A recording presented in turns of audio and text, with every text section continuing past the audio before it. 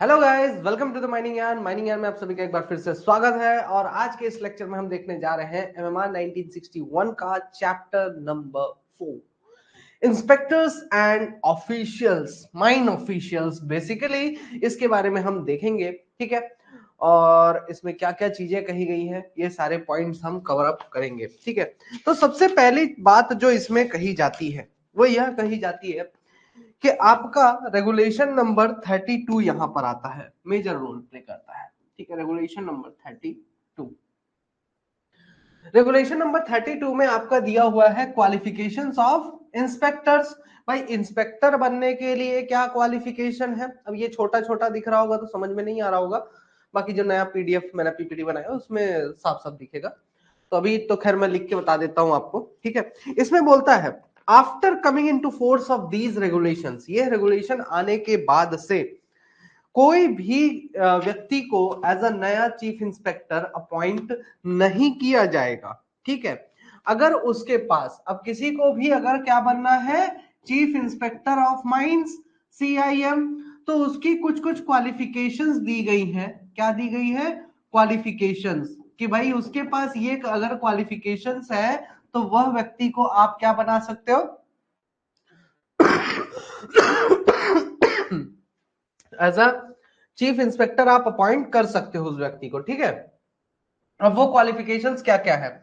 सबसे पहला क्वालिफिकेशन ये है कि भाई उसके पास या तो डिग्री हो, या फिर उसके पास डिप्लोमा हो। क्या हो? या तो डिग्री हो या तो डिप्लोमा हो। किसमें होना चाहिए? In mining engineering, mining engineering, mining engineering में डिग्री या डिप्लोमा होना चाहिए। दूसरा इसका क्या बोलता है कि भाई उसके पास प्लस दूसरी क्वालिफिकेशन, ये प्लस में आएगा, ये तो है ही कंपल्सरी है, प्लस इसके साथ फर्स्ट क्लास,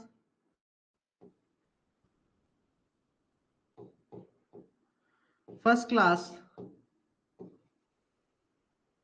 मैनेजर्स सर्टिफिकेट, ठीक है।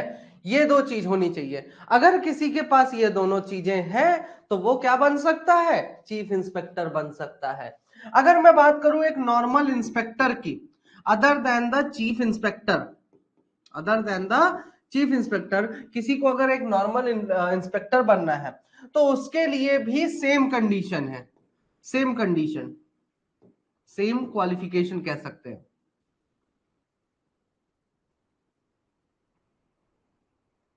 सेम क्वालिफिकेशंस, ठीक है।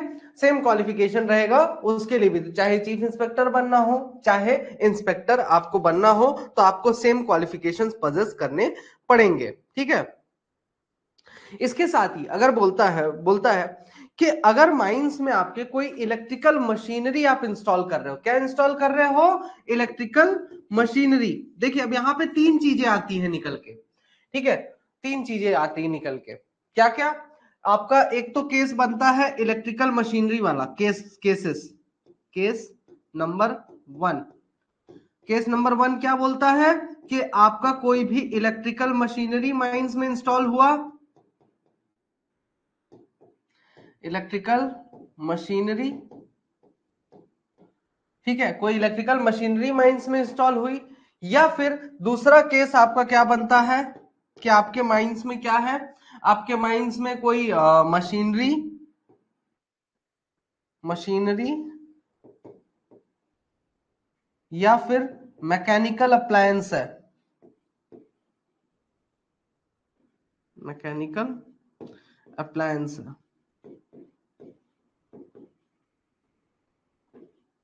ठीक है, कोई मैकेनिकल अप्लायंस है। तो उस केस में तीसरा केस बनता है आपका, तीसरा केस बनता है कि health and welfare of workers. Workers का हेल्थ और वेलफेयर अगर आपको देखना है तो इलेक्ट्रिकल मशीनरी के केस में किसे अपॉइंट करोगे? इलेक्ट्रिकल मशीनरी के केस में इलेक्ट्रिकल इंजीनियर, इलेक्ट्रिकल इंजीनियर, ठीक है। वहीं पे अगर माइंस में कोई मशीनरी या फिर मैकेनिकल अप्लायंस है तो उस केस में किसे अपॉइंट करोगे? Mechanical engineer.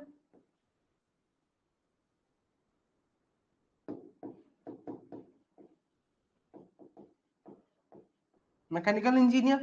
And the third one is, अगर health and welfare officer, welfare workers का कोई देख लुक आफ्टर करेगा तो वो व्यक्ति कौन क्या कहलाएगा? Welfare officer.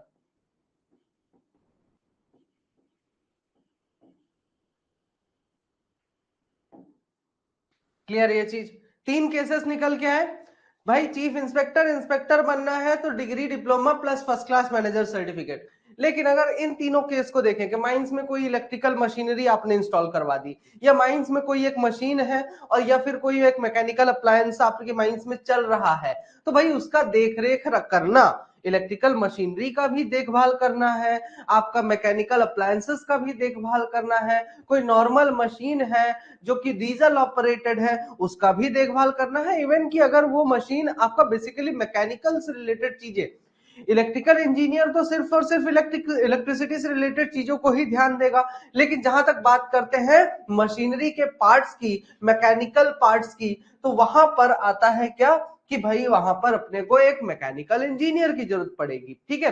तीसरा केस बनता है कि वर्कर्स का हेल्थ और वेलफेयर जो देखेगा, है ना, ऐसा व्यक्ति जो वर्कर्स की भलाई के लिए काम करता है माइंस में, उसको भी रखा जाएगा, तो उसे बोला गया वेलफेयर ऑफिसर। अब सभी का कुछ ना कुछ क्वालिफिकेशन है।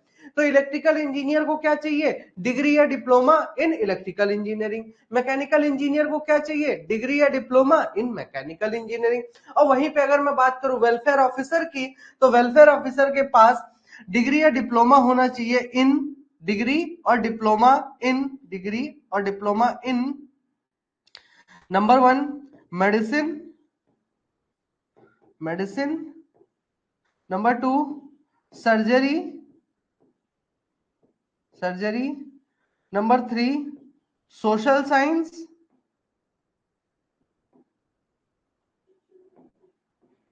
Social science, number 4 labour welfare.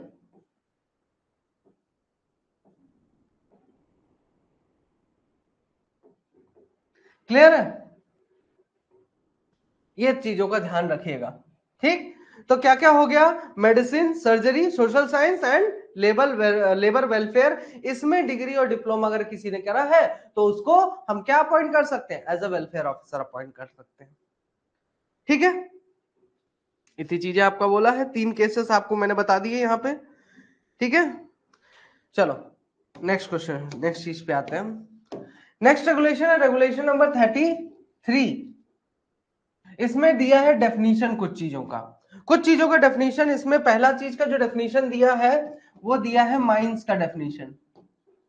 Mines का डेफिनेशन, माइंस का डेफिनेशन क्या दिया है कि माइन बाउंड्री के अंदर या फिर माइंस के कैंपस के अंदर अगर मान लीजिए कोई मशीनरी प्लांट है, कोई मशीन है जो कि आपका माइन से रिलेटेड कोई काम करता है, तो उसे हम माइंस में इंक्लूड करते हैं, उसे माइंस कहा जाता है।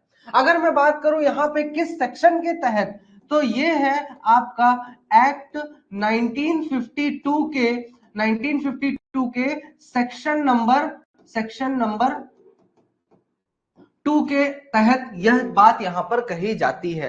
दूसरा डेफिनेशन आपका जो दिया हुआ है, मतलब इन सभी चीजों को मिला के माइंस कहा जाता है। अब वो चाहे आपका कोई भी प्लांट हो, मशीनरी हो, या फिर कोई भी ऐसा वर्क जो कि आपका माइंस से रिलेटेड काम आप कर रहे हो, वो या फिर माइन बाउंड्री के अंदर जो काम हो रहा है, माइंस के कैंपस के अंदर में जो काम हो रहा है, उस सब चीजों को हम माइंस कहेंगे, चाहे कुछ भी हो, चाहे प्लांट हो, मशीनरी हो, कुछ भी हो, ठीक है। दूसरा आपका वो डेफिनेशन दिया हुआ है एवरेज एम्प्लॉयमेंट का। तो पहला डेफिनेशन हो गया माइंस का, दूसरा डेफिनेशन हो गया एवरेज एम्प्लॉयमेंट का। एवरेज एम्प्लॉयमेंट क्या होता है? अब एवरेज एम्प्लॉयमेंट बोल रहा है कि पिछले 3 मंथ्स, लास्ट 3 मंथ्स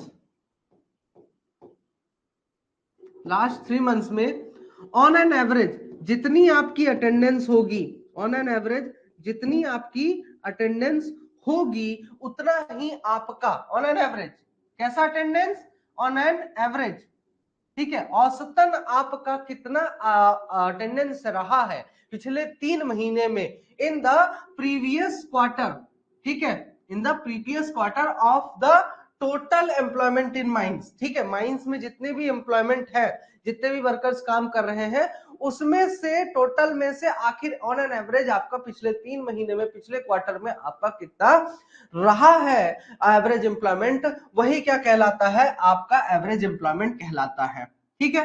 अब एवरेज एम्प्लॉयमेंट निकालने का एक और तरीका आपको दिया गया जिसमें कि ये कहा गया,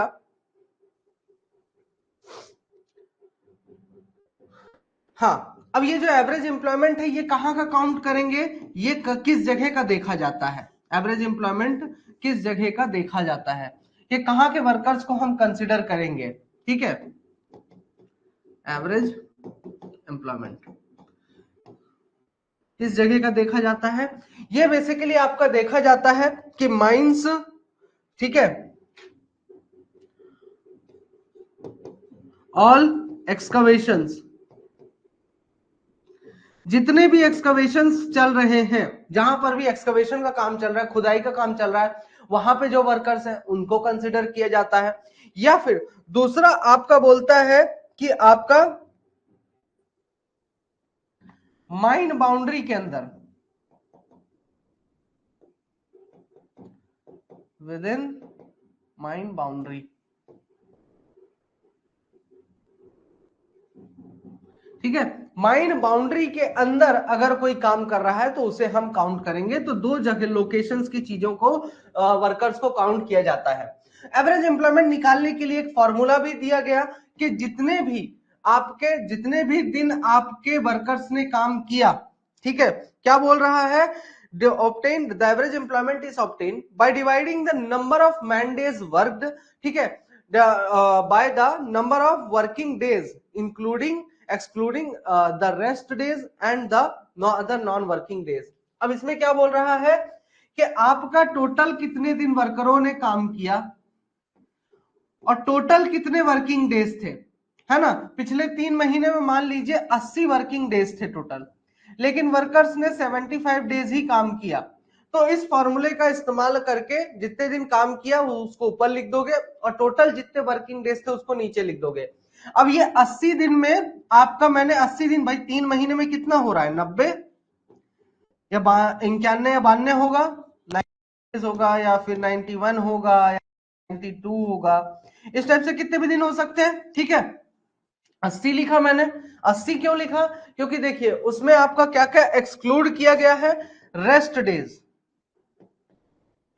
रेस्ट डेज, ठीक है, रेस्ट डेज को हटा दिया गया, एंड नॉन वर्किंग डेज,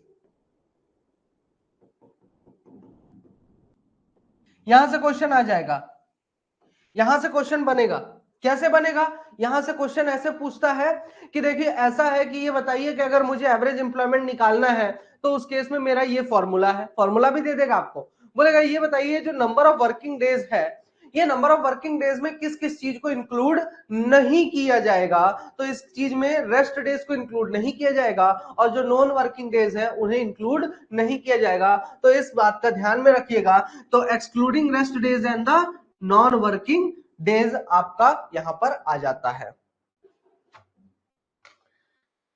ठीक है। किसी कोई डाउट यहां तक समझ में आ रहा है, नेक्स्ट टॉपिक पर आते हैं। नेक्स्ट टॉपिक है आपका अपॉइंट रेगुलेशन नंबर 34। यहां पर मुझे एक मैनेजर चाहिए भाई साहब अपनी माइंस के लिए, ठीक है। अब ये मैनेजर चाहिए तो, लेकिन उसके पास कुछ ना कुछ क्वालिफिकेशन होना चाहिए, तब तो मैं उसका क्या करूंगा, अपॉइंटमेंट करूंगा, ठीक है। भाई मैनेजर के पास कुछ ना कुछ क्वालिफिकेशन होने चाहिए जिसे मैं माइंस में रखूंगा, अपॉइंटमेंट करूंगा, तो मुझे अगर अपनी माइंस के लिए एक मैनेजर अपॉइंट करना है तो मैं क्या कर सकता हूं, बिल्कुल ये मेरे लिए कंपलसरी है कि मैं किसी भी माइंस को तब तक ओपन या फिर रीओपन नहीं कर सकता हूं जब तक मेरे पास एक मैनेजर ना हो। जब तक मेरे पास एक मैनेजर ना हो तब तक मैं माइंस को ओपन नहीं कर सकता हूं, और वो भी इस मैनेजर की कुछ ना कुछ एक स्पेसिफाइड क्वालिफिकेशन होनी चाहिए। ठीक है, हैविंग स्पेसिफिक क्वालिफिकेशन, उसकी कुछ ना कुछ क्वालिफिकेशन होनी चाहिए, तभी मैं उसका रख सकता हूं, अपॉइंट कर सकता हूं और मैं अपनी माइंस को खोल सकता हूं। तो सबसे बेसिक जो क्वालिफिकेशन है बोल रहा है कि भाई साहब उसकी उम्र 23 साल से अधिक होनी चाहिए, है ना, उसकी उम्र 23 साल से अधिक होनी चाहिए। दूसरा, इसको डायरेक्टली ये आंसरेबल किसको होगा, ओनर को और एजेंट को। इवन कि इसका जो पेमेंट होगा, इसका पेमेंट जो होगा वो इन्हीं के द्वारा किया जाएगा। ठीक है,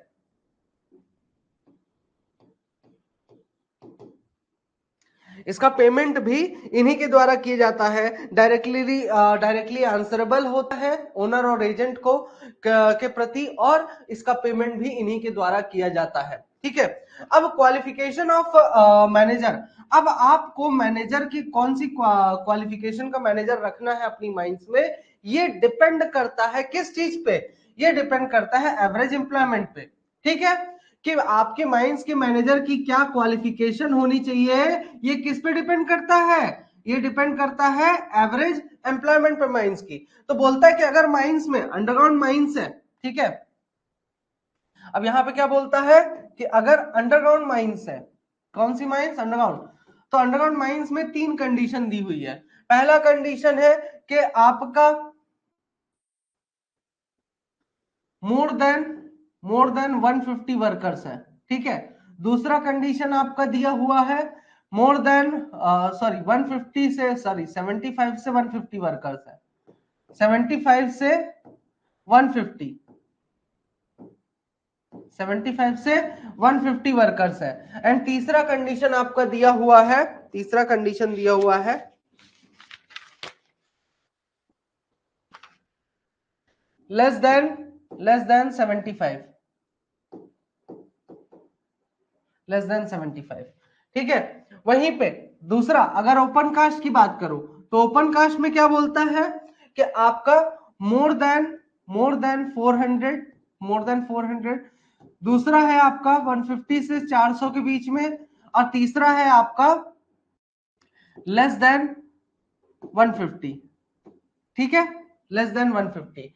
अब इन दोनों कंडीशन में ही आपके मैनेजर की क्या क्वालिफिकेशन होनी चाहिए, ओपन कास्ट के केस में क्या होना चाहिए और अंडरग्राउंड के केस में क्या होना चाहिए।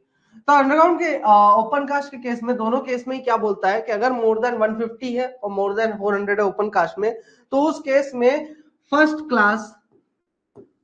क्लास मैनेजर्स सर्टिफिकेट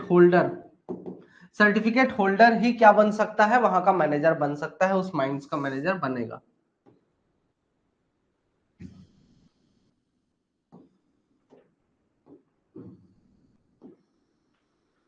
ठीक है, दूसरा दूसरा आपका बोलता है कि अगर मान लीजिए इतने के बीच में है तो फर्स्ट और सेकंड क्लास सर्टिफिकेट होल्डर क्या बन सकता है, मैनेजर बन सकता है। इसके अलावा अगर इनसे भी कम है आपके, तो उस केस में फर्स्ट क्लास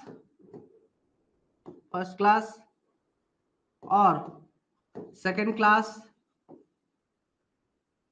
और मैनेजर्स परमिट,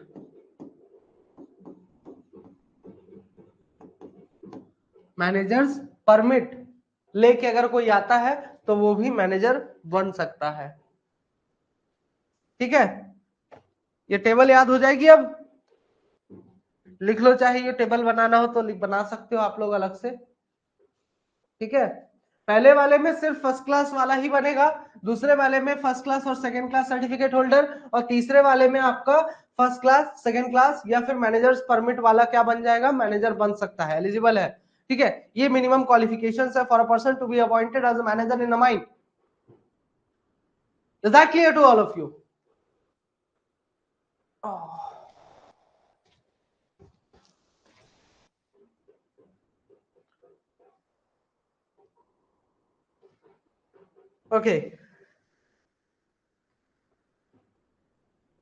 अब इसमें कुछ बातें और एक्स्ट्रा कही गई हैं।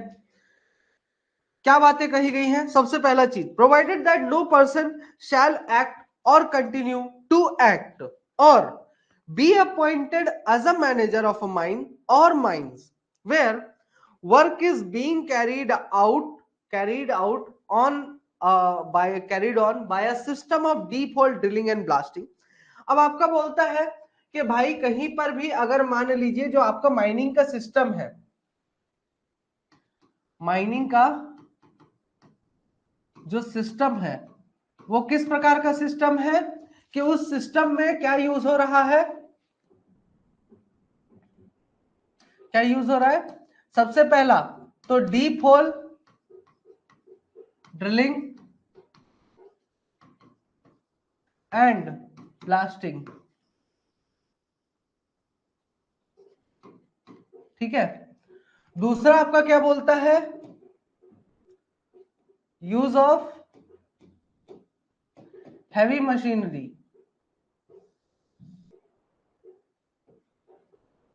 HEMM, ठीक है। अगर ये दो चीज आप यूज कर रहे हैं, ठीक है, तो उस केस में बोल रहा है कि इस केस में आपके पास जो मैनेजर होना चाहिए उसके पास क्या होना चाहिए? फर्स्ट क्लास मैनेजर्स सर्टिफिकेट, ठीक है, उसी को आप मैनेजर बनाएंगे। अगर आपका, ठीक है, unless he holds first class manager certificate, provided further that where special condition exists the chief inspector may by an order writing direct that in the case of any such minor clause B, ठीक है।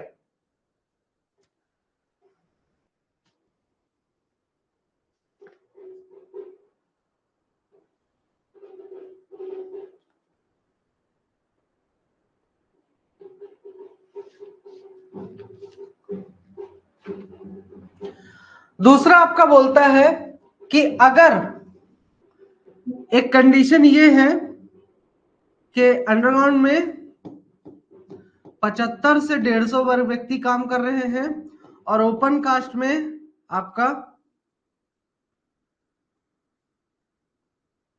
150 से 400, ये वाली condition अगर आ जाती है पहली। दूसरी कंडीशन आपका अंडरग्राउंड में लेस देन 75, ओपन कास्ट में लेस देन 150, ठीक है, ये वाली कंडीशन आ जाती है। तो इन दोनों कंडीशन में कंबाइंड ये बोलता है कि कोई भी फर्स्ट क्लास या फिर सेकेंड क्लास सर्टिफिकेट होल्डर को भी मैनेजर बनाया जा सकता है। अगर ये कब बनेगा? ये बनेगा जब आपका चीफ इंस्पेक्टर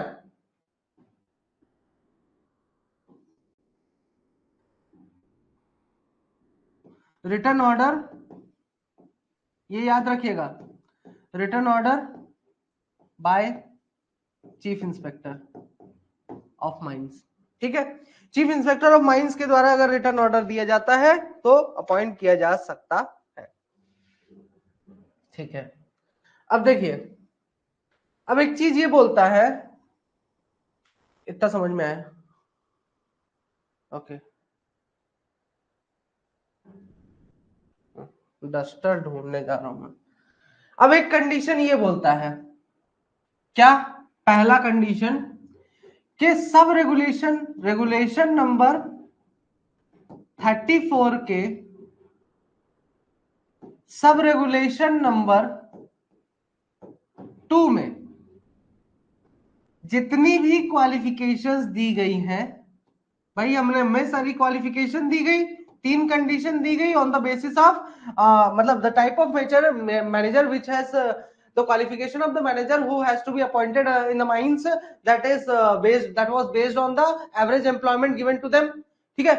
वहां पर आपका जो मैनेजर का क्वालिफिकेशन दिया हुआ था कि भाई एवरेज एम्प्लॉयमेंट के बेसिस पर आपका जो वर्कर्स दिखते हैं माइंस में, उसके बेसिस पे आपके मैनेजर की क्वालिफिकेशन होनी चाहिए।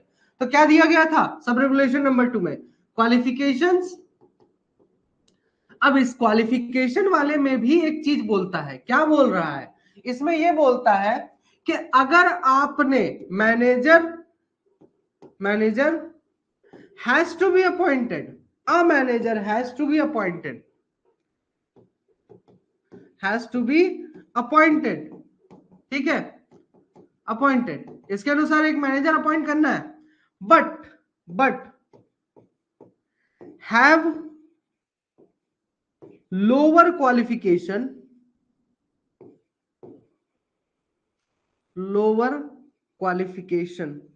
ठीक है, एक मैनेजर अपॉइंट करना है, लेकिन सब रेगुलेशन 2 के अनुसार जो भी बोला गया उसके अनुसार मुझे एक लोअर क्वालिफिकेशन वाला मैनेजर मिल रहा है, मुझे नहीं मिल रहा है यार मैनेजर, तो मैं क्या ही करूंगा, ठीक है, मुझे जब मैनेजर मिलेगा ही नहीं तो मैं क्या करूंगा।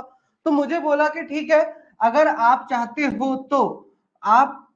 हो तो एक काम करिए, यहां पर जितने भी क्वालिफिकेशंस दिए गए हैं उस क्वालिफिकेशन के बेसिस पे अगर आपको मैनेजर नहीं मिल रहा है, किसी लोअर क्वालिफिकेशन वाले को आप मैनेजर बना सकते हो, तो आप क्या करोगे, रिटर्न परमिशन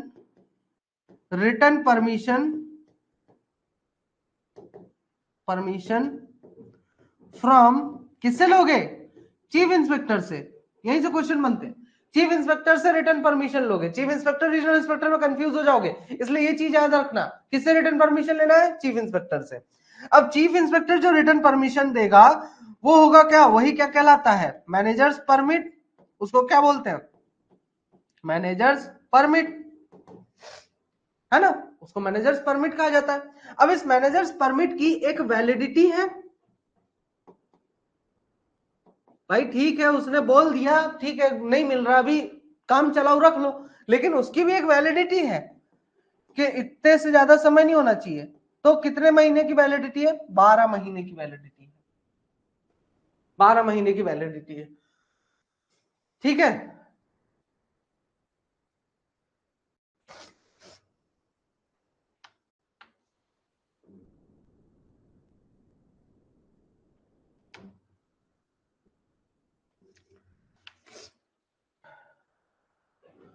12 महीने की वैलिडिटी है। अब इसमें एक कंडीशन और है, बड़ी ही प्यारी कंडीशन है, वो क्या है, इस दौरान, during this period,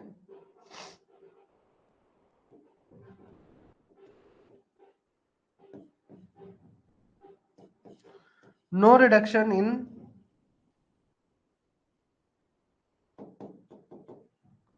average employment,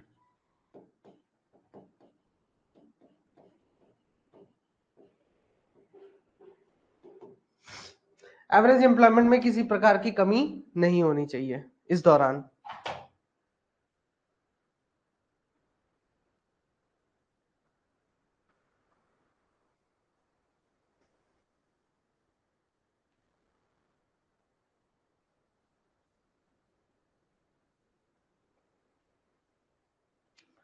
ठीक है,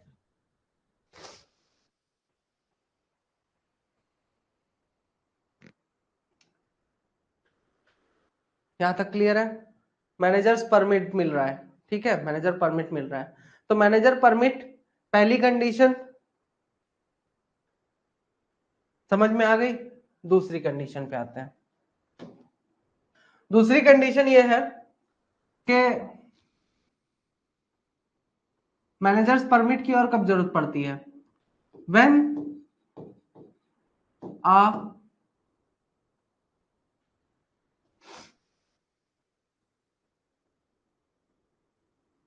when a manager has to be appointed has to be appointed as a manager of more than one mines,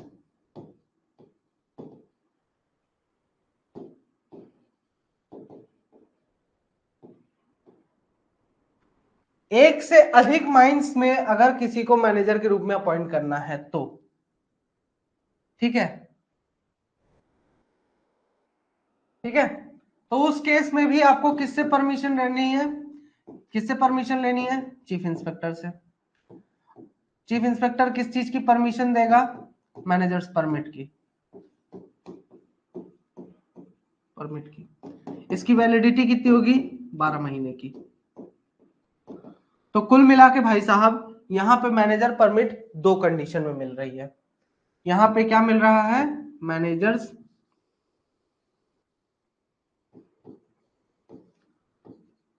managers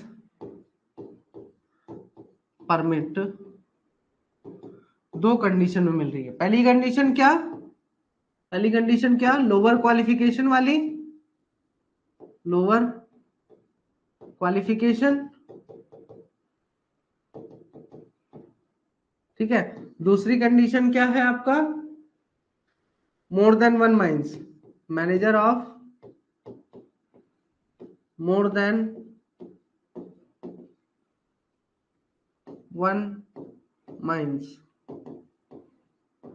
ठीक है। दूसरी कंडीशन, दो कंडीशन में मैनेजर्स परमिट मिलता है, ये ध्यान में रखने वाली बात है। कौन कौन सी कंडीशन में, एक तो लोअर क्वालिफिकेशन वाली कंडीशन में, दूसरा एक से अधिक माइंस का मैनेजर बनाना है। दो कंडीशन में आपको मैनेजर्स परमिट मिलेगा। अब मैनेजर्स परमिट ये जब दो कंडीशन में मिल रहा है तो इसका कुछ ना कुछ एक क्राइटेरिया होगा। तो क्राइटेरिया ये है क्या, number 1 return permission, permission by chief inspector, chief inspector. दूसरा क्या क्या है, दूसरा क्या है कि भाई फोरमैन सर्टिफिकेट होल्डर,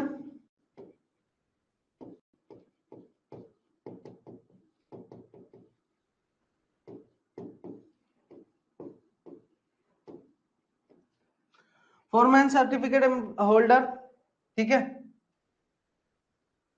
अब ये फोरमैन सर्टिफिकेट होल्डर में भी ये बोलता है कि फोरमैन सर्टिफिकेट होल्डर वाले को तब आप मैनेजर अपॉइंट कर सकते हो जहां पर आपका अंडरग्राउंड में average employment, average employment less than 75 है और ओपन कास्ट में एवरेज एम्प्लॉयमेंट लेस देन 150 है, ठीक है।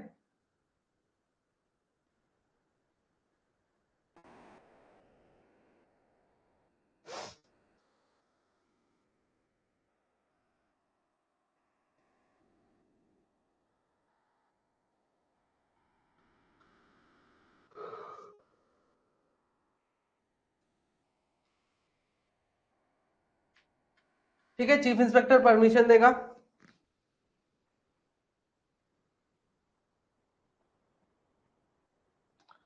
उसके बाद इसकी तीसरी कंडीशन क्या है कि इसकी एक वैलिडिटी है, क्या वैलिडिटी है, 12 महीने, ठीक है।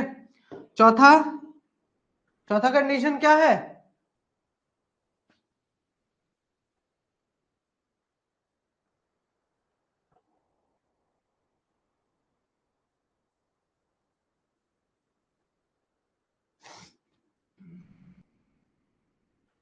Renewal,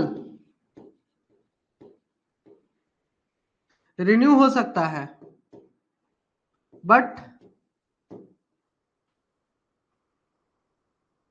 not more than 15 months at a time.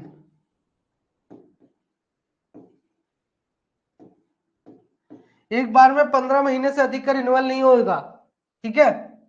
एक बार में 15 महीने से अधिक का रिन्यूअल नहीं दे सकता है, ठीक है। और इसका कुछ ना कुछ फीस लगेगा, ठीक है। सबसे पहला मैनेजर सर्टिफिकेट के लिए मैनेजर्स परमिट के लिए आपको एक फीस देना होता है। फीस कितने रुपीस का? 10 रुपीस का।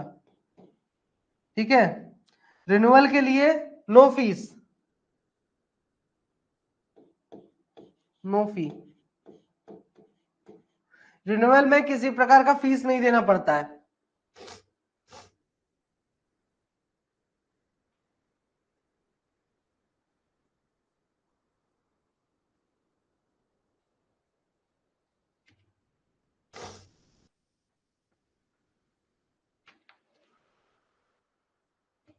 क्लियर है यहां तक? तो देखा मैनेजर्स परमिट कितना ही ज्यादा इंपॉर्टेंट है।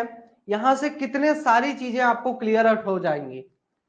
जब आप रेगुलेशन खोल के देखते हो तो वहां पे एकदम बहुत सारा कंसिस्टेंट टाइप से लिखा रहता है। ये चीजें अगर आप एक लाइन से ऐसे लिख लेते हो ना, तो कि भाई ऐसे याद भी रखने में आसानी जाती है कि मैनेजर्स परमिट है, कब मिलता है, लोअर क्वालिफिकेशन वाले को अगर हम अपॉइंट करते हैं तो मिलता है, या फिर आपका एक से अधिक माइंस के माइंस का मैनेजर बनाना है तब लेना पड़ता है मैनेजर्स परमिट।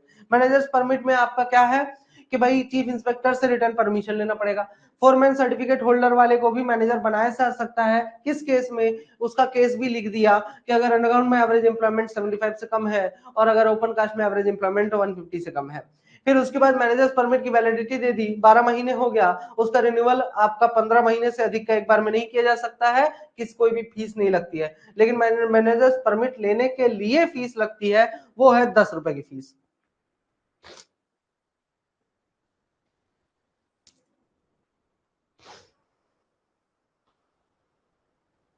क्लियर?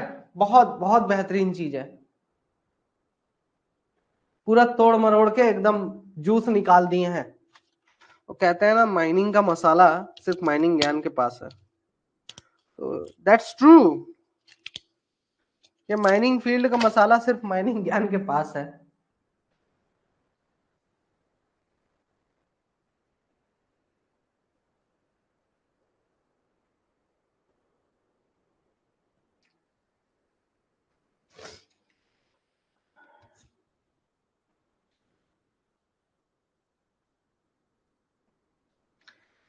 ठीक है, नेक्स्ट बढ़ते हैं आगे।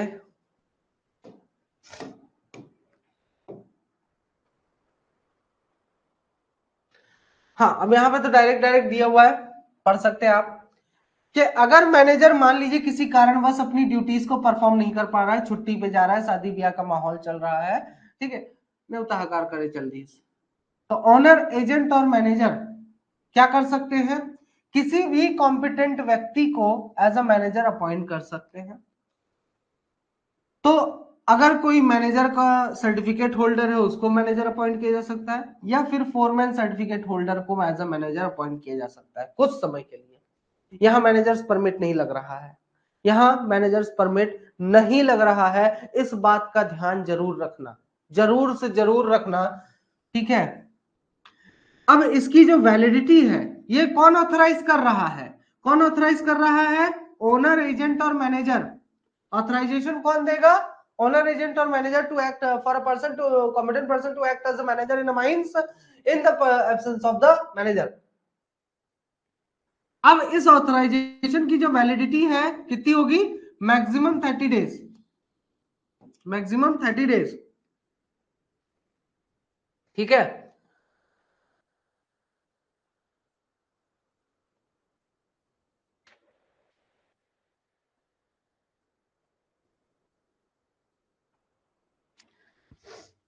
अब ये ऑथराइजेशन ये लोग डायरेक्टली नहीं दे सकते हैं।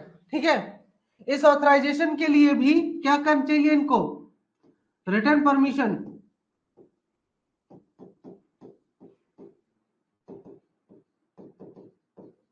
From chief inspector.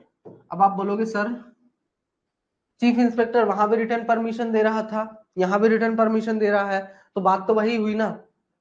तो यहाँ पे ओनर एजेंट और मैनेजर क्यों ऑथराइज कर रहे हैं? देखिए वहां पे क्या था कि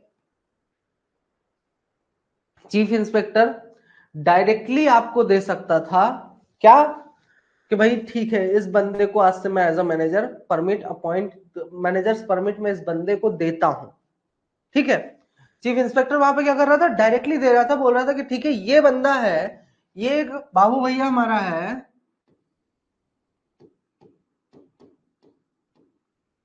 इसको मैं डायरेक्टली क्या दे रहा हूं, मैनेजर्स परमिट दे रहा हूं। कौन बोला,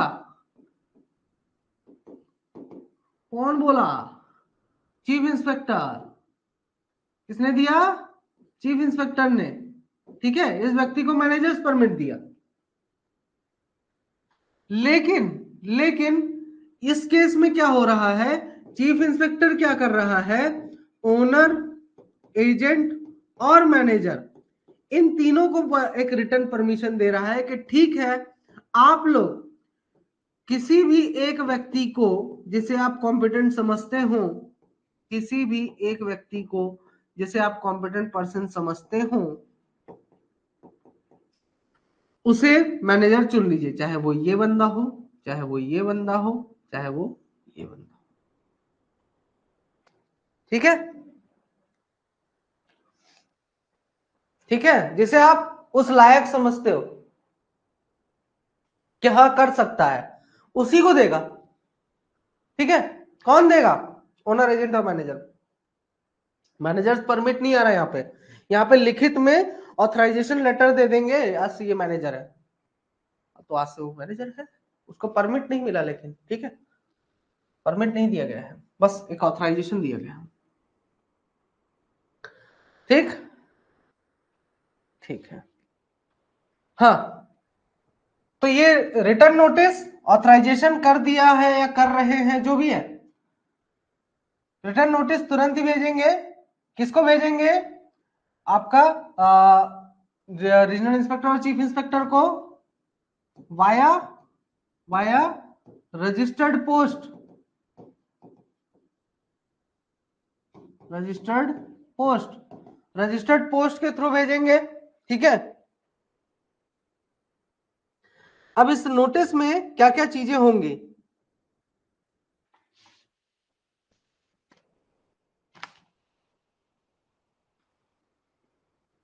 नोटिस ये लिख लीजिए, चाहे शैल कंटेन, नोटिस में आप क्या क्या डालेंगे, क्या क्या लिखेंगे। नंबर 1, रीजन ऑफ ऑथराइजेशन, आखिर ऑथराइजेशन की जरूरत क्यों पड़ी। दूसरा, दूसरा होगा आपका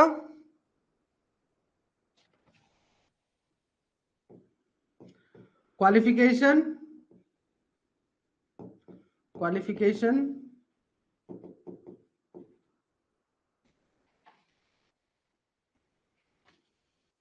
एंड एक्सपीरियंस ऑफ ऑथराइज्ड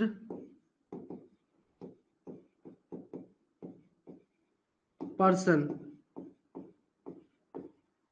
उस ऑथराइज्ड पर्सन का क्वालिफिकेशन और एक्सपीरियंस। ठीक है,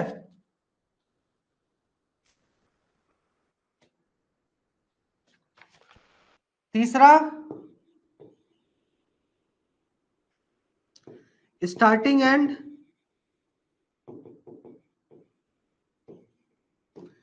डेट,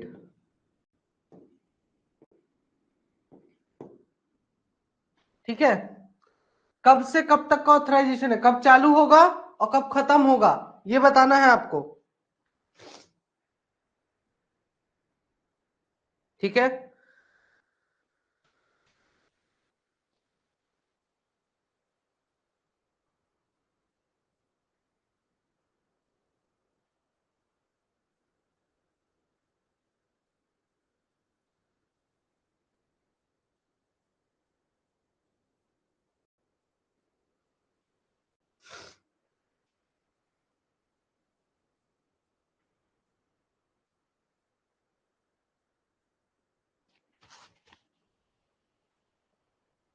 ये 3 पॉइंट्स लिख लीजिए।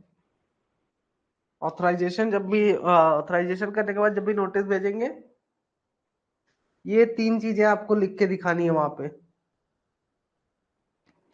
नेक्स्ट आते हैं,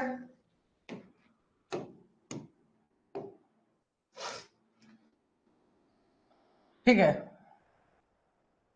अब मैनेजर कभी भी अगर अपने सीट को, अपने ऑफिस को छोड़ना चाहता है, ठीक है, वेकेट करना चाहता है, तो उसे कम से कम ओनर और एजेंट को 30 दिन पहले एक नोटिस दे देना है रिटर्न में।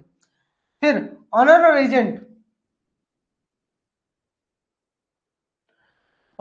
Agent will not transfer, discharge और dismiss a manager unless they have a qualified person to replace. अब ओनर और एजेंट की भी एक मजबूरी ये है कि भाई आप तब तक आप किसी भी मैनेजर को उसका पोस्ट से या तो ट्रांसफर नहीं कर सकते, डिस्चार्ज नहीं कर सकते या डिसमिस नहीं कर सकते, जब तक कि आपके पास उसका एक रिप्लेसमेंट ना हो, जब तक कि आपके पास एक ऐसा व्यक्ति ना हो जो कि उसकी जगह को, उसके ऑफिस को फिलअप कर सके, ठीक है।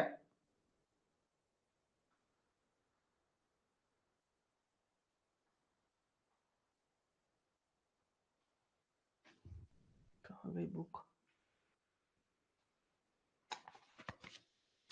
यहां पर आपका सब कुछ साफ साफ बोलता है, ठीक है। रेगुलेशन नंबर 34 का सब रेगुलेशन नंबर 8 वहां पे दिया हुआ है कि no manager shall vacate his office without giving due notice in writing to the owner और agent at least 30 days before the day on which he wishes to vacate his office, ठीक है। जिस दिन भी वो अपना ऑफिस वेकेट करना चाह रहा है, तो उसके 30 दिन पहले उसको क्या देना है, उसको रिटर्न नोटिस ओनर और एजेंट को दे देना है।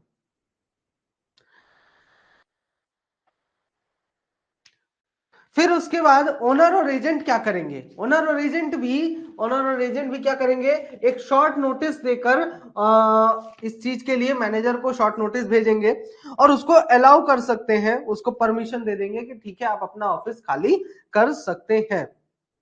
लेकिन उसी कंडीशन पे बोला क्या, क्या कि भाई ठीक ठीक है तुम शॉर्ट नोटिस दे दोगे, उसको नहीं रखना, नहीं ठीक है अच्छी बात है, लेकिन उसकी जगह पे कोई दूसरा रखो। तब ये पॉइंट आता है कि आप तब तक ये काम नहीं कर सकते हो, ये शॉर्ट नोटिस नहीं भेज सकते हो जब तक कि आपने क्या नहीं किया, आपने एक नया मैनेजर नहीं ढूंढ लिया।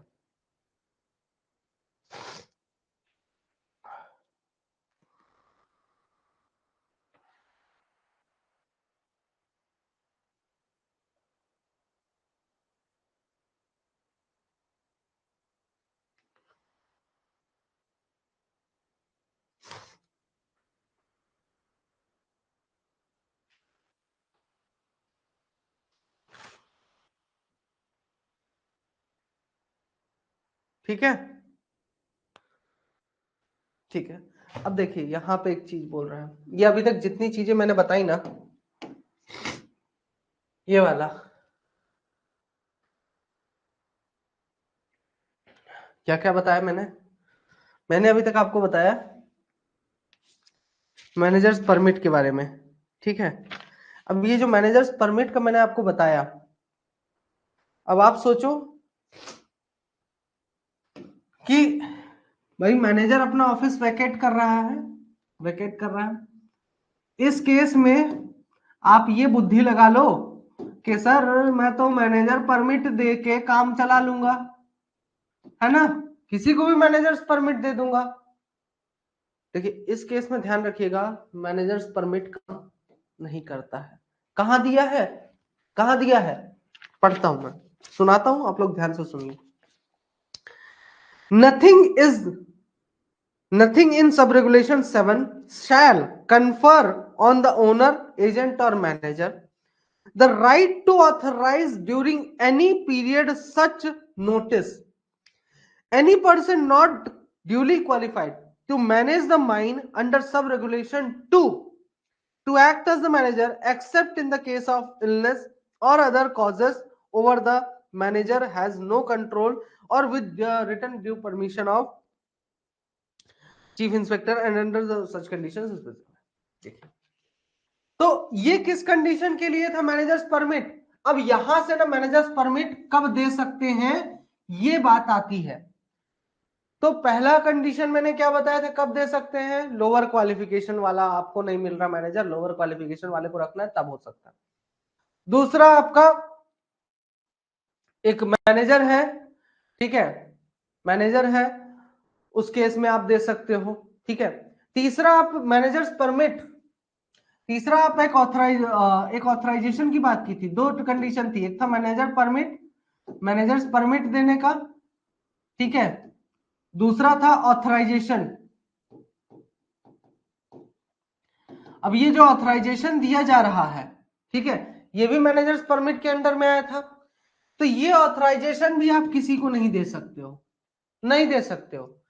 ये ऑथराइजेशन सिर्फ कब के लिए है, ऑथराइजेशन कहूं या मैनेजर्स परमिट कहूं, ये किस कंडीशन के लिए है, सिर्फ और सिर्फ या तो मैनेजर बीमार है या फिर not able to perform duties.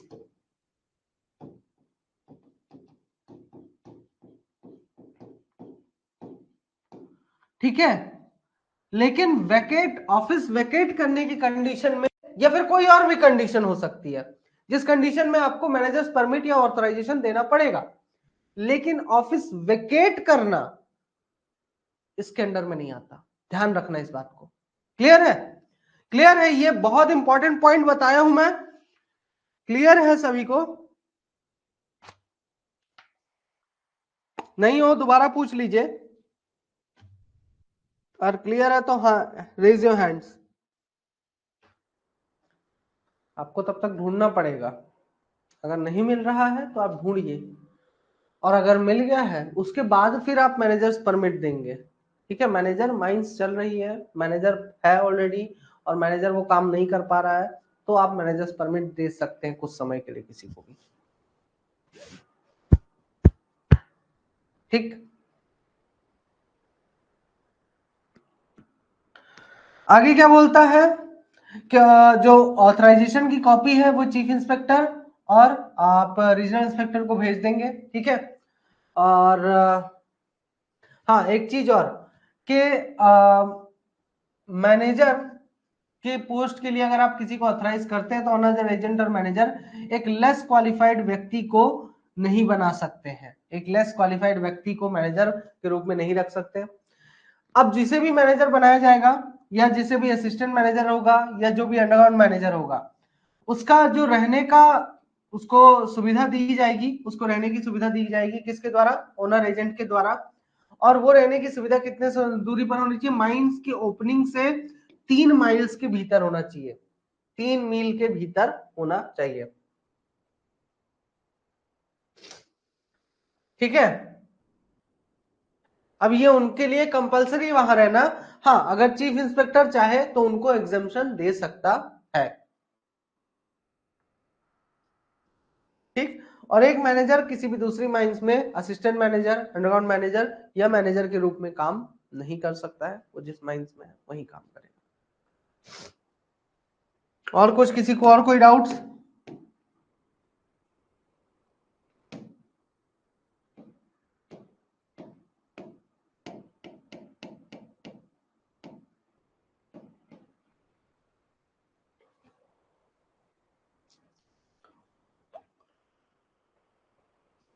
चलो आगे बढ़ते हैं। मेन तो यही था, बाकी सबके तो छोटे छोटे हैं, फटाफट हो जाएगा। ठीक है, अब appointment of assistant manager, assistant manager appoint करना है रेगुलेशन नंबर 35 के अनुसार। मैनेजर को अपॉइंट कर लिए, असिस्टेंट मैनेजर रखो। ठीक है, तो यहां पे अगर बोलता है कि अगर आपके माइंस में, अंडरग्राउंड माइंस में 450 से अधिक व्यक्ति काम कर रहे हैं, एवरेज एम्प्लॉयमेंट है, और ओपन कास्ट माइंस में 1200 से अधिक एवरेज एम्प्लॉयमेंट है, तो उस केस में आपको असिस्टेंट मैनेजर रखना होगा, उस केस में आपको असिस्टेंट मैनेजर रखना होगा। ठीक है, अब इसमें क्या बोलता है कि 600 तक अंडरग्राउंड में और ओपन कास्ट में 1600 तक एक असिस्टेंट मैनेजर। ठीक है, 600 से अधिक हुआ और ओपन कास्ट में 1600 से अधिक हुआ तो हर 300 व्यक्ति पर अंडरग्राउंड में और हर 800 व्यक्ति पर ओपन कास्ट में आपको एक एडिशनल असिस्टेंट मैनेजर रखना होगा। ठीक है, और अगर 1200 से अधिक, more than 1200 in underground and open cast में 3200 से अधिक वर्कर्स है, आपके एवरेज एम्प्लॉयमेंट है, तो कम से कम एक असिस्टेंट मैनेजर ऐसा होना चाहिए जिसके पास फर्स्ट क्लास मैनेजर सर्टिफिकेट हो। सिंपल पॉइंट्स है, सिंपल भाषा में लिख दिया है यहाँ पे।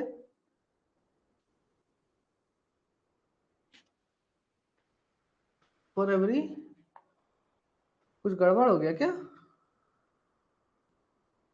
500 है यहाँ, यहाँ 500 है, ठीक है।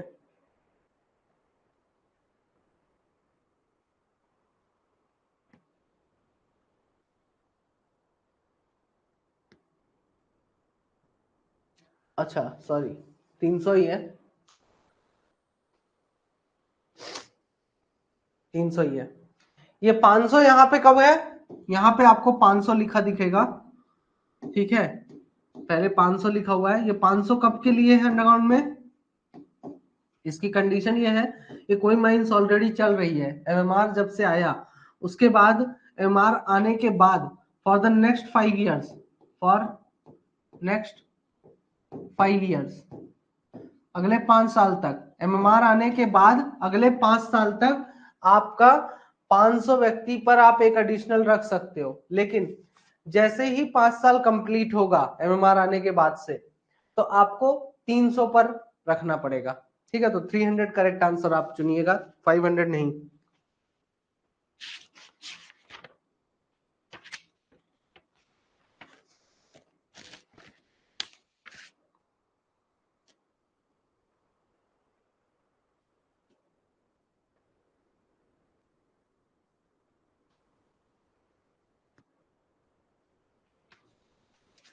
ठीक है। अब ये जो असिस्टेंट मैनेजर की यहाँ पे बात किया गया है, ये असिस्टेंट मैनेजर कौन है, कौन सा डिजिग्नेशन पे रहेगा? Safety officer.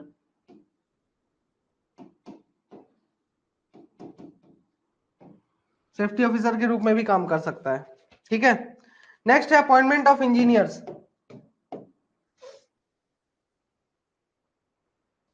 अब बोलता है कि माइंस में कहीं पर भी मशीन अगर आप इस्तेमाल करते हैं, ठीक है, तो एक इंजीनियर या फिर कोई भी ऐसा कॉम्पिटेंट पर्सन जिसकी उम्र 23 साल से कम नहीं होनी चाहिए, 23 ईयर से कम नहीं होनी चाहिए, उसको आपको अपॉइंट करना है। वो उस पर्टिकुलर मशीनरी का इंचार्ज होगा, उसकी रेस्पॉन्सिबिलिटी, जिम्मेदारी होगी installation, maintenance and safe working of that machine. Okay. एक माइंस में 2 या उससे अधिक इंजीनियर्स हो सकते हैं। मैनेजर हर एक इंजीनियर को जिनको भी अपॉइंटमेंट लेटर देता है, तो अपॉइंटमेंट लेटर में उनकी रेस्पॉन्सिबिलिटीज बताएगा। अगर हॉर्स पावर किसी भी मशीनरी का जो एचपी है 750 एचपी से अधिक है ओपन कास्ट में, ठीक है, और सभी मशीनरीज का जो हॉर्स पावर है 250 एचपी ऑन एन एवरेज आ रहा है, अगर मैं सारी मशीन का मिला लूं, भाई कोई एक मशीन है जिसका हॉर्स पावर है 750 से अधिक, ठीक है, उसका इंजन का एचपी है 750 से अधिक ओपन कास्ट में, या फिर दूसरी कंडीशन आपको बोल रहा है, या कि फिर सारी मशीनरीज का जो एवरेज एचपी आ रहा है वो 250 आ रहा है, तो उस केस में आप जो भी मैकेनिकल इंजीनियर रखोगे उसके पास मैकेनिकल इंजीनियरिंग का डिग्री या फिर डिप्लोमा होने चाहिए, ठीक है। अब जो अपॉइंटमेंट का नोटिस आप देते हो उसमें क्या क्या बताओगे? नेम, क्वालिफिकेशन, एक्सपीरियंस, और ये सब बताकर आप रीजनल इंस्पेक्टर को 7 दिन के भीतर अपॉइंटमेंट होने के भेज दोगे, ठीक है। अगर इंजीनियर एब्सेंट होता है तो मैनेजर किसी भी कॉम्पिटेंट पर्सन को उसकी जगह पर काम करने के लिए बोल सकता है, और इसका भी नोटिस तुरंत ही रीजनल इंस्पेक्टर को भेजा जाएगा। इस टाइप की ऑथराइजेशन की वैलिडिटी मैक्सिमम 30 डेज हो सकती है। Regulation number 37, appointment of and qualification of senior officials, ठीक है।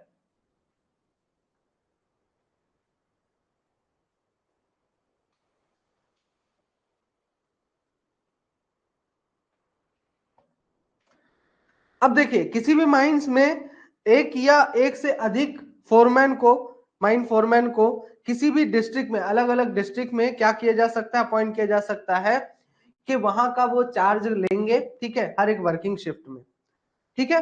अब जो भी डिस्ट्रिक्ट या जो भी माइंस असाइन की जाती है किसी भी माइन फोरमैन का, उसका साइज इतना होना चाहिए कि वहां पर उसको किसी भी एडिशनल ड्यूटीज करने को ना दिया जाए रेगुलेशन के अनुसार, या फिर उसको जो है तो ताकि वो अपनी ड्यूटीज को सही तरीके से कर सके, इस टाइप का उसका साइज होना चाहिए उस डिस्ट्रिक्ट का या उसकी माइंस का, ठीक है।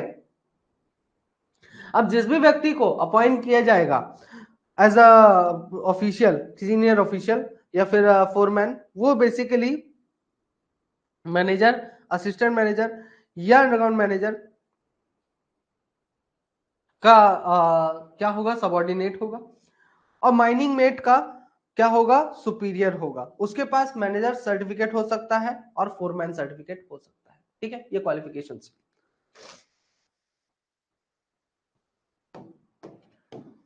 नेक्स्ट आता है अपॉइंटमेंट ऑफ सर्वेयर। सर्वेयर का अपॉइंटमेंट, 23 साल की उम्र, मिनिमम एज, सर्वेयर सर्टिफिकेट होना चाहिए। काम क्या करेगा, सर्वे और लेवलिंग का काम करेगा, प्लान बनाएगा, सेक्शन बनाएगा। ठीक है, 2 या उससे अधिक सर्वेयर एक माइंस में हो सकते हैं। मैनेजर उनकी रिस्पॉन्सिबिलिटी हर एक सर्वेयर की बता देगा अपॉइंटमेंट लेटर में। अपॉइंटमेंट का नोटिस 7 दिन के भीतर रीजनल इंस्पेक्टर को भेज देगा। और सर्वेयर के रूप में रीजनल इंस्पेक्टर अगर चाहे तो रीजनल इंस्पेक्टर से कोई भी सर्वेयर परमिशन ले सकता है कि भाई मुझे एक से अधिक माइंस में क्या करना है, सर्वे का काम करना है, मैं सर्वेयर के रूप में काम करना चाहता हूँ। ठीक है, सिंपल सी बात है, ज्यादा कुछ नहीं इसमें।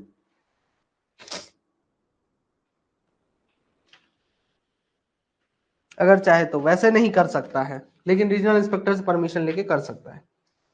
ठीक है, नेक्स्ट आता है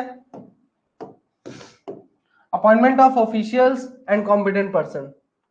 ठीक है, तो ऑफिशियल्स और कॉम्पिटेंट पर्सन आपके माइंस में पर्याप्त मात्रा में होना चाहिए। कौन अपॉइंट करता है, ओनर, एजेंट और मैनेजर अपॉइंट करता है। माइंस में इनका काम क्या होता है, माइंस का इंस्पेक्शन करना, इक्विपमेंट्स का इंस्पेक्शन करना, हर एक माइनिंग ऑपरेशन का सुपरविजन करना, है ना, किसी भी मशीनरी का इंस्टॉलेशन, उसको रन कराना, उसका मेंटेनेंस देखना, सेफ वर्किंग ऑर्डर देखना, ये सब चीज जिम्मेदारी इनकी होती है। एक्ट और रेगुलेशन को माइंस में लागू करवाने की जिम्मेदारी इनकी होती है। ठीक है, अगर किसी माइंस में एक से अधिक शिफ्ट में काम चल रहा है तो एक एक्सपीरियंस फोरमैन आपको दोपहर के समय और नाइट के शिफ्ट के समय अपॉइंट करना पड़ेगा, जो कि असिस्टेंट मैनेजर या फिर अंडरग्राउंड मैनेजर के अंडर में काम करेगा।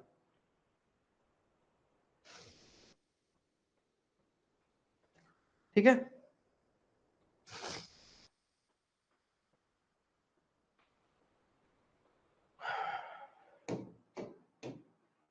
ठीक है, आखिरी आता है आपका जनरल मैनेजमेंट, रेगुलेशन नंबर 40, जिसमें क्या बोलता है, ओनर, एजेंट और मैनेजर क्या करेंगे, safety, for the safety and proper discipline of the person in the mine. ठीक है,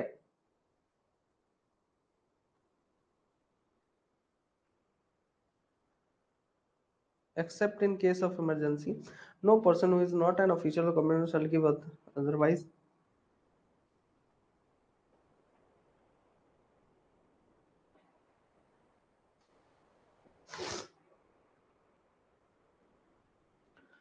अब देखिए, जनरल मैनेजमेंट में ये बोलता है कि देखिए कोई भी व्यक्ति जो है तो ओनर, एजेंट और मैनेजर के अलावा, ठीक है, कोई भी व्यक्ति को कोई भी दूसरा व्यक्ति डायरेक्शन नहीं देगा। माइंस में कोई वर्कर काम कर रहा है, उसको कुछ डायरेक्शन देना है, उसको कुछ बताना है, ठीक है, तो कोई भी व्यक्ति जाके ऐसा कर दे रहा है तो किसी व्यक्ति को ऐसा करने की परमिशन नहीं है, किसी को भी ऐसा ऑथराइजेशन नहीं है कि इनके अलावा किसी भी वर्कर को जो है तो डायरेक्शंस दिए जाएं।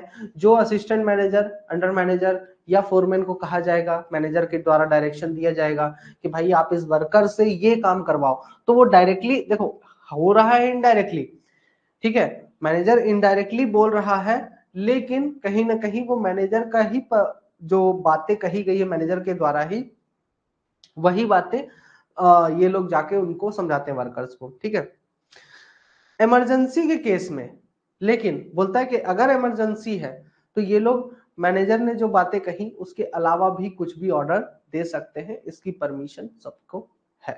ठीक है, तो ये था आपका chapter number 4, inspectors and mine officials. अब हम देखेंगे चैप्टर नंबर 5, उसके पहले इसके एमसीक्यूज हम कवर अप करेंगे। ठीक है, आज के लिए इतना ही, मिलते हैं अगले लेक्चर में। Till then all the best and thank you so much, good night everyone.